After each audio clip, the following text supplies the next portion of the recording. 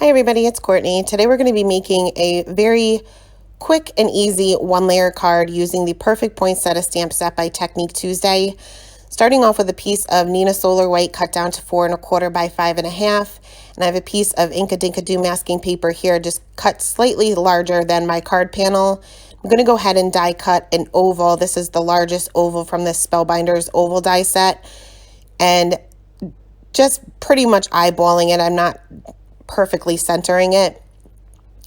Next, I'm going to take the stamp, the poinsettia stamp, and I'm going to stamp this with Blackout ink by Ink on 3 onto a piece of Simon Says stamp masking paper, as well as my card panel itself, and go ahead and fussy cut out my mask. I didn't bother to cut the little branches of the pine. I didn't bother to cut that just because it was a little too intricate.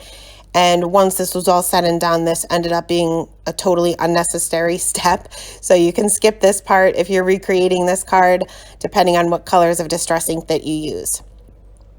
So I lined up my mask onto my poinsettia and then lined up my oval onto my card panel the best I could.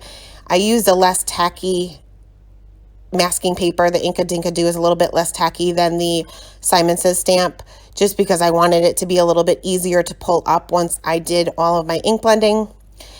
So I'm just using antique linen here, and I'm very lightly going over the masking paper pretty much, and just barely touching the panel itself on the outside of the oval.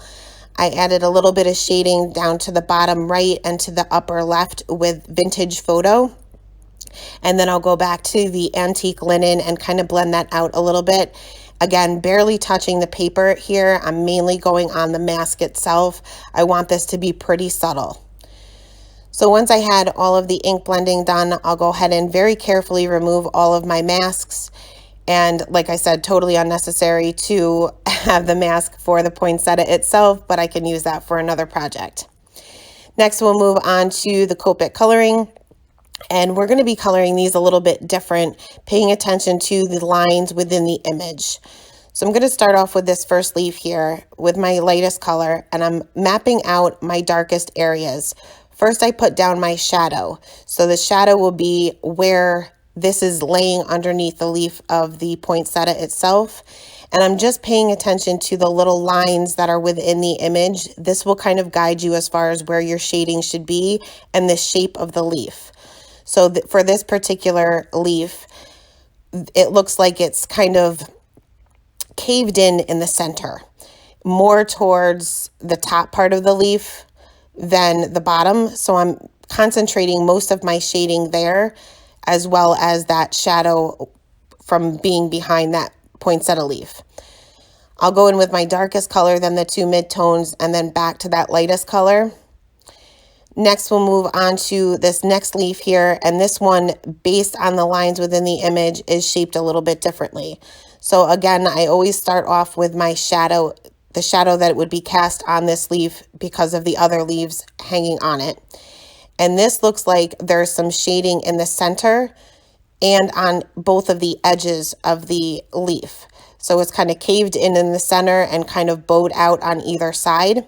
So the darkest areas will be right there in the center, as well as both sides.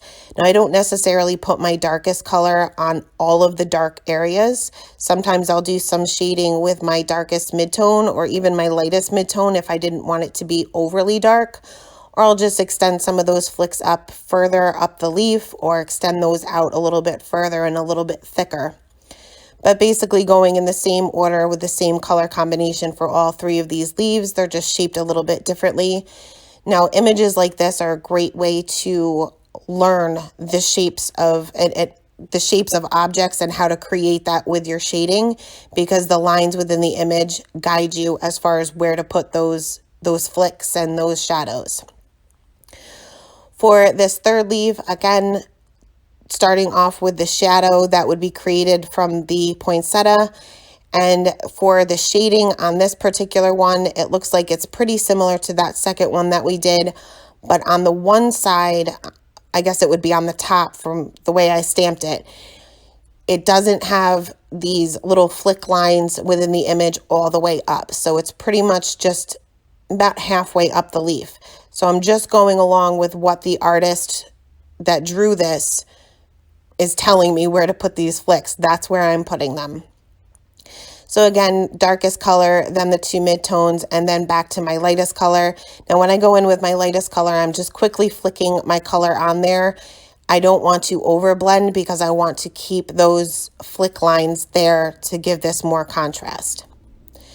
Next, we'll move on to the poinsettia itself, and this is the same reds that I've been using this entire time. So if you've watched any of my videos in the last couple of weeks, you're going to see this same red combination.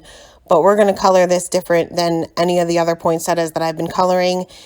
And I'm basically doing the same thing as I did with the leaves, concentrating where my darkest areas are based on the way the image is drawn. So there's always going to be the base of the petals, so where it all meets in the center is going to be darker than the rest of the petal.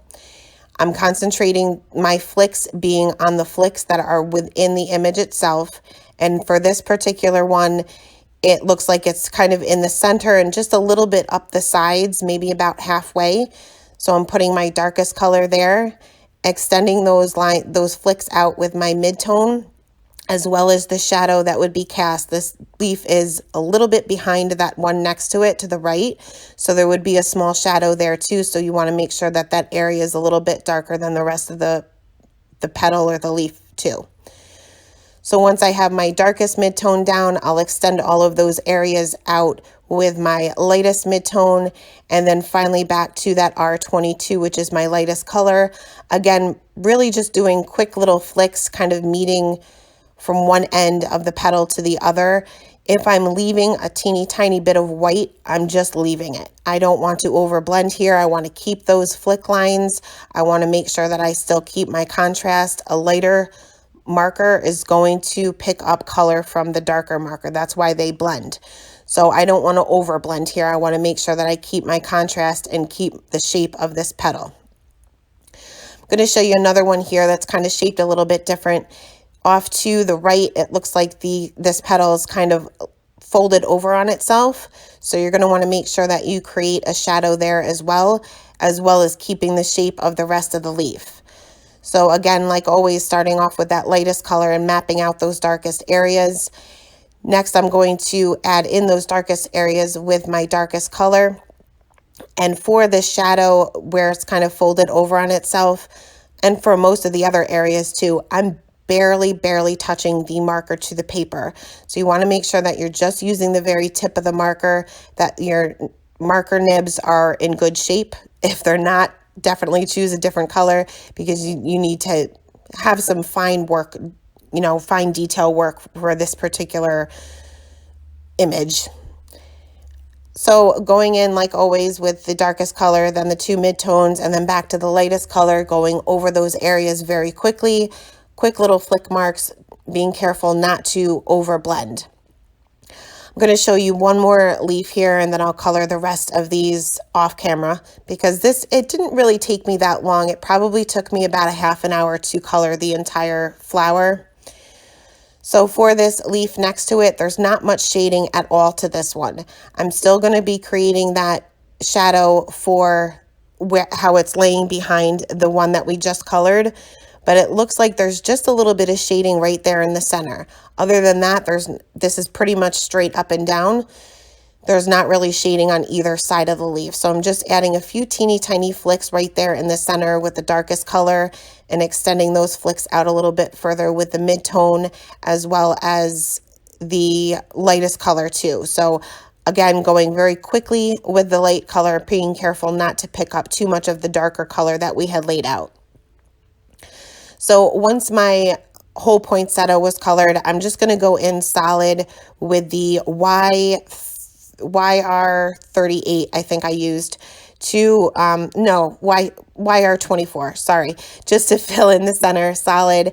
And I'm using just a polychromo colored pencil to fill in these branches of these pine needles, just because I'm not going to try to even go in there with a Copic marker. It's just too tiny. Next, I decided to layer this onto a craft card base just because it was looking a little too plain. So I trimmed down my panel just a little bit, and kind of got an idea of whether or not I was going to actually like it on craft. And it turned out that it did bring out that antique linen and vintage photo pretty well.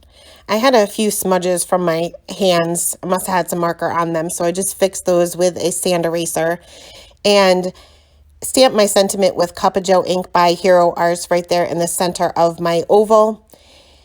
Next, I took some clear sequins by Trinity Stamps and just kind of scattered a few of those inside my oval and glued those down with glossy accents. I should have done this after I adhered this to my card base, but I didn't. But I used my Tombow Mono multi glue to adhere my card panel to the card base, and that is it for today. Thank you guys so much for stopping by, and have a great day. Bye.